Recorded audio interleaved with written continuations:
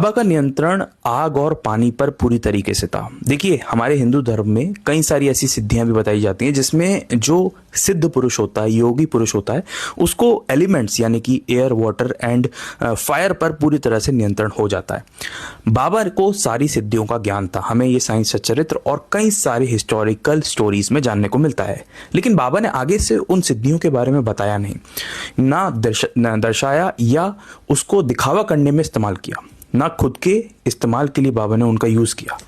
तो असल में सबसे पहली बार अगर बाबा की इस सिद्धि के बारे में हमें जानना है तो हम चांद पाटिल की उस स्टोरी को याद करें। चांद पाटिल जब उनकी एक घोड़ी खो गई थी, और ये बात जब की है जब बाबा शिरडी में दूसरी बार आए नहीं थे, उससे पहले जंगलों में बाबा निवास किया करते थे। तो चांद पाटिल ढूंढ रहे थे जंगल में अपनी घोड़ी को, तो उन्हें दूर पेड़ के नीचे एक फकीर बैठे हुए दिखे। वो उनके पास गए, असल में वो साईं बाबा ही थे। तो वहां जाने के बाद चांद पाटिल ने उनसे अपनी घोड़ी के बारे में पूछा। बातचीत करते करते ही बाबा जब चिलम जलाने को हुए तो उनको अंगारे की जरूरत थी, यानी कि आग की जरूरत थी। तो उन्होंने अपना एक सटका उठाया, सटका यानी कि एक लोहे की स्टिक कह लीजिए आप। तो वो सटका उठाया और उसे जमीन पे एक तरफ मारा।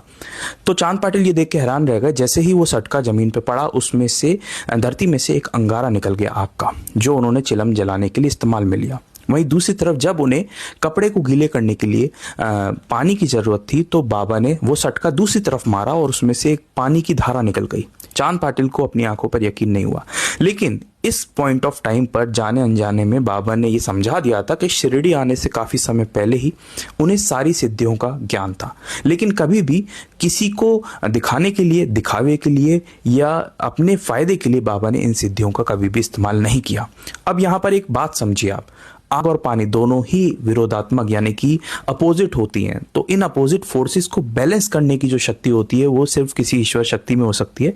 और यहाँ तक कि शिरडी में कई बार तूफान भी आया, और जो आंखों देखी बात बताते हैं डिवोटीज, वो ये बताते हैं कि बाबा ने अपने कमांड्स दिए जिस वजह से जो तूफान है वो शांत हो गया। तो यहाँ पर एयर, वाटर और फायर जो बैलेंस करने की पावर है वो किसी आम व्यक्ति में नहीं हो सकती, वो सिद्ध योगी में भी हो सकती है। लेकिन सिद्ध योगी से भी एक ऊंची अवस्था होती है जब वो जो व्यक्ति होता है, या मैं कहूं कि वो जीव होता है या आत्मा होती है, जब वो ईश्वर से एक हो जाती है, तो तब उसमें और ईश्वर में कोई अंतर नहीं रह जाता। तो ये जो एक ऐसा पॉइंट था, तब बाबा को सिद्धियों का भी उपयोग करने की जरूरत नहीं थी। लेकिन बाबा ने जिस तरीके से अपने भक्तों को डायरेक्शन दिए, हमें उन कहानियों से ये पूरी तरीके से जानने को मिल जाता है कि बाबा को हर एक सिद्धि का ज्ञान था।